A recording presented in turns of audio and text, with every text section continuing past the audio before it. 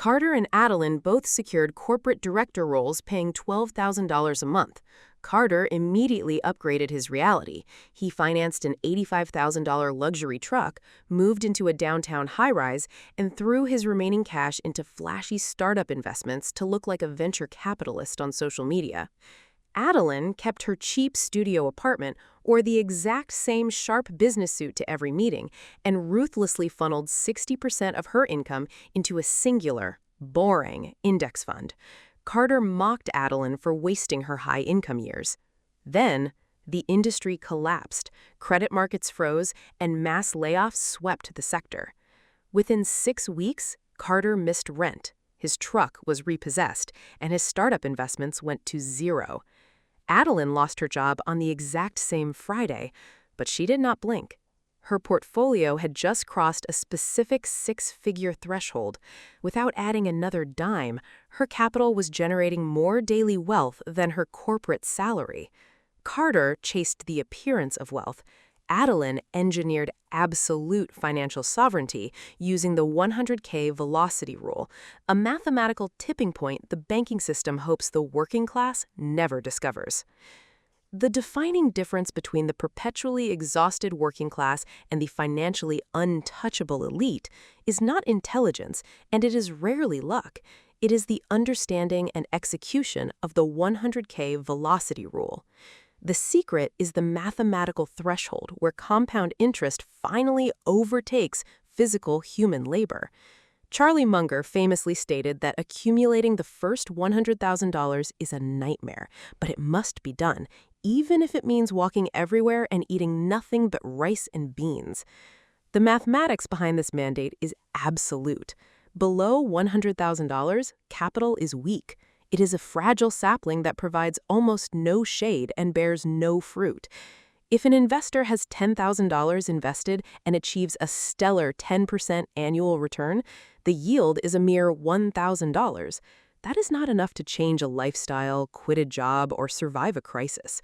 The effort required to save the initial $10,000 heavily outweighs the mathematical reward it produces. However, once the $100,000 threshold is breached, the physics of wealth undergo a violent transformation. At a 10% return, that portfolio generates $10,000 in a single year. That is a substantial pay raise that requires zero physical exertion, zero commuting, and 0 hours clocked. The capital has transformed from a static number on a screen into a highly efficient, autonomous employee that works 24 hours a day, never asks for a vacation, and never pays taxes until the gains are realized. The first $100,000 is the ultimate escape velocity required to leave the gravitational pull of wage slavery. The reason 99% of the population will die with less than $100,000 in liquid assets is due to a highly engineered systemic flaw known as the salary trap. The modern economic machine is entirely dependent on the working class converting their labor directly into immediate consumption. When a typical earner receives a promotion or a raise, Parkinson's law immediately takes effect. Expenses rise to meet income. The individual scales up their lifestyle to match their new perceived status. A $50,000 salary dictates a used car and a modest apartment. $100,000 salary suddenly requires a luxury vehicle, a larger home, and expensive vacations. The individual believes they are getting richer because their cash flow has increased, but their net worth remains functionally zero. They are merely funneling larger sums of money through their bank account and directly into the pockets of massive corporations and lending institutions. The salary trap creates the illusion of wealth while ensuring absolute financial fragility. High-income earners who fall into this trap are one medical emergency, one corporate layoff, or one economic recession away from total ruin. They possess massive liabilities, but zero autonomous capital. The elite understand that a high salary is not wealth. It is merely a shovel. The only purpose of that shovel is to dig a moat of capital fast enough to reach the 100K tipping point before the inevitable economic winter arrives. Getting from $0 to $100,000 is a brutal, unglamorous slog that requires ignoring mainstream financial advice. During this phase, return on investment is mathematically irrelevant. Spending hours analyzing stock charts, researching obscure cryptocurrencies, or trying to squeeze an extra 2% yield out of a portfolio is a massive waste of energy. In the beginning, the only metric that matters is the savings rate. Going from $0 to $100,000 requires the ruthless, aggressive extraction of capital from income. It demands a temporary but absolute rejection of consumer culture. It requires driving the depreciated car, renting the cheap apartment, and completely ignoring the societal pressure to display status. The investor in phase one will look poor by comparison, but the math does not care about feelings, and it does not care about social status. Every single dollar diverted from a liability into an asset accelerates the timeline to the tipping point. If an individual can save $1,000 a month, they will cross it in roughly 7 years. If they can aggressively increase their income and slash their expenses to save $3,000 a month, they will cross it in under 3 years. The speed is dictated entirely by the discipline of the individual. Once the 100K barrier is shattered, the psychological and mathematical friction disappears. The portfolio enters the acceleration phase. The individual has built a snowball large enough that simply rolling it down the hill generates massive, uncontrollable momentum. Consider the math of doubling.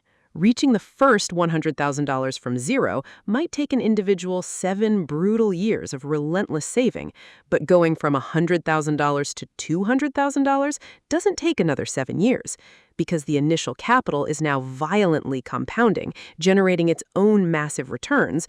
The second $100,000 might only take 4 years. The jump from $200,000 to $300,000 takes even less time. By the time the portfolio reaches $500,000, the daily market fluctuations are generating more wealth in a single afternoon than the individual used to make in a month of manual labor. This is the wealth avalanche. The capital mass is so large that it creates its own gravity, attracting more wealth automatically. The investor no longer has to aggressively starve their lifestyle. The passive yield generated by the portfolio is large enough to fund the luxury cars, the vacations, and the high-end real estate without ever touching the principal. The individual has successfully transitioned from a consumer of labor to an owner of capital. They have purchased their freedom. Financial freedom is not an abstract concept. It is a rigid mathematical formula. It requires crossing the 100K threshold as rapidly and aggressively as humanly possible. Society demands consumption. The system requires workers to remain trapped in the cycle of earning and spending, constantly chasing the next dopamine hit of a purchased liability. Breaking this cycle requires extreme isolation from mainstream consumer habits. The mandate is clear.